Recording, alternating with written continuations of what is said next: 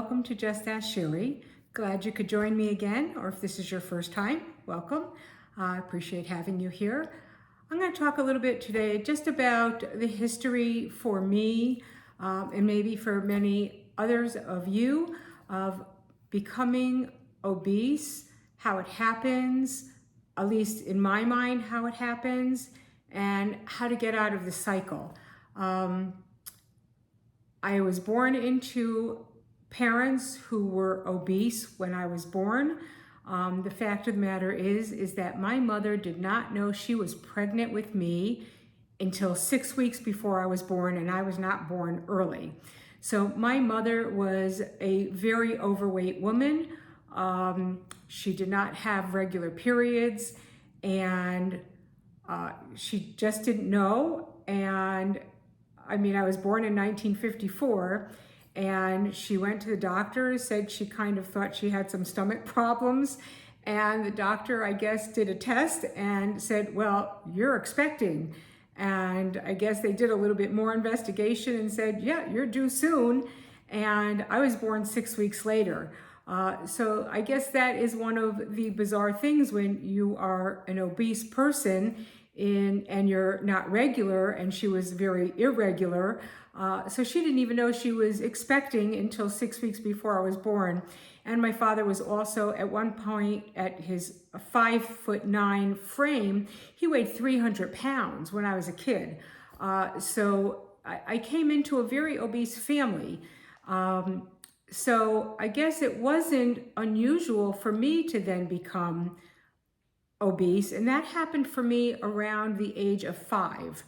And it was just the eating habits of my family, and we did not eat healthy foods.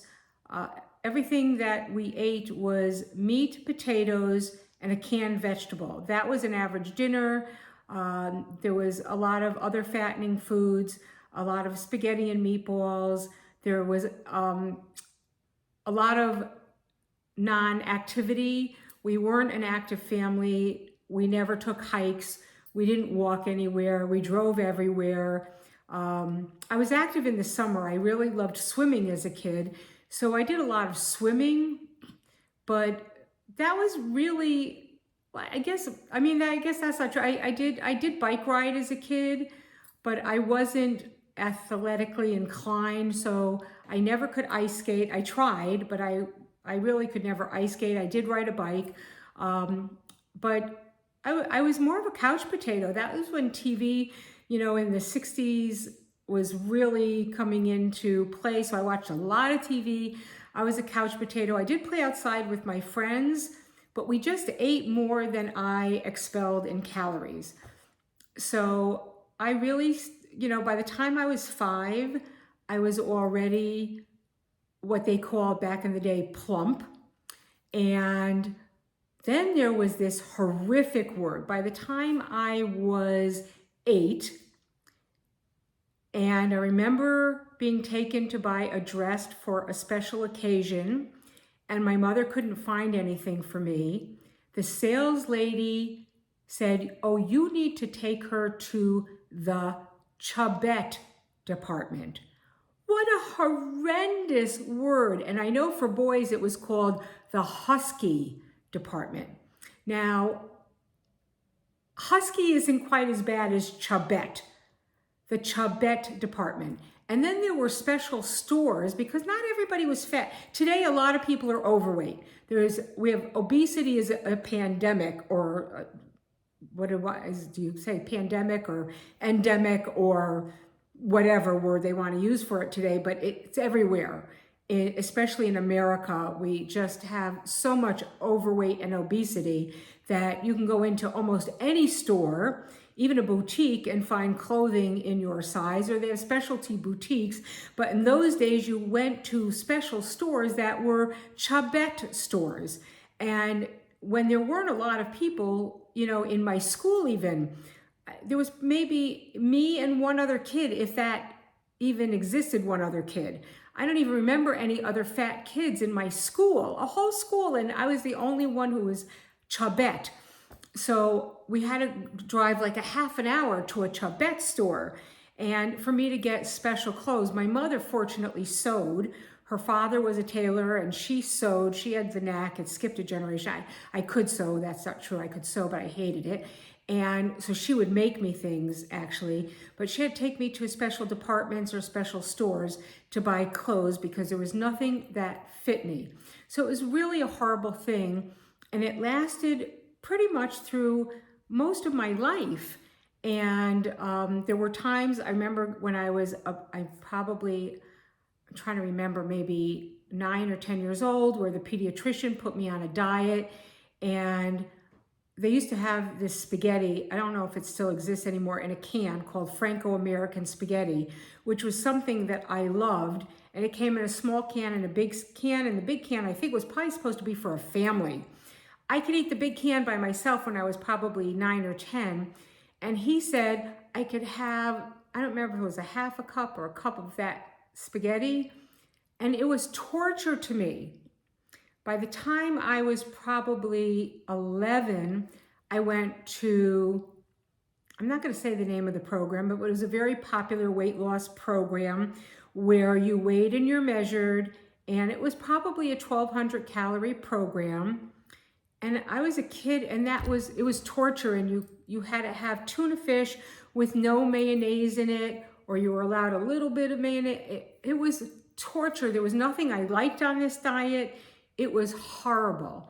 I'm going to take a little break, and I'm going to ask you to go down and like and subscribe to my channel so that I can keep, giving you information, and hopefully you'll keep coming back. So please do that for me. It's Just Ask Sherry.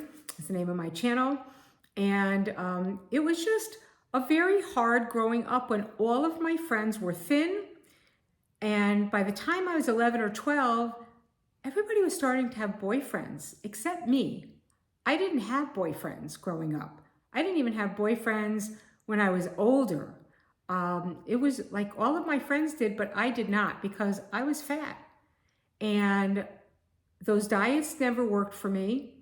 When I was 16, I was very busy in organizational work, and I just had this weight loss.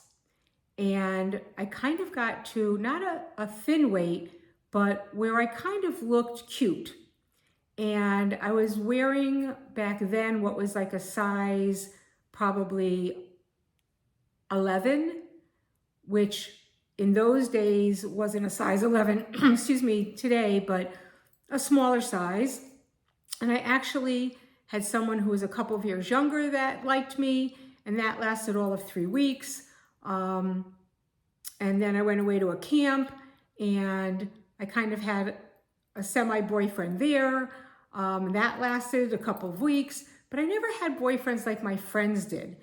And it was just very difficult because I did not lead the kind of life that my friends did. And by the time I graduated high school, I was a size 18 and a half, and I was just always obese, and I went on every diet you can imagine. And all through my growing up, and diets just did not work for me. And I went to even, social workers and psychiatrists and psychologists. What was the root cause of my problem? And all of these other things. And I don't think that those things necessarily help. I do believe for me it was physiological. There was the comfort of eating all the foods that I had while I was growing up in my home that made me happy. But I think it was just a matter of having, for me, to just give up those trigger foods and not eat them anymore. Other people find different ways. I hope that you will comment below and tell me if you've ever been able to lose weight and keep it off, what it was that worked for you so that we can share it with other people. You can write to me privately at justaskSherry@gmail.com. That's SHERRIE@gmail.com.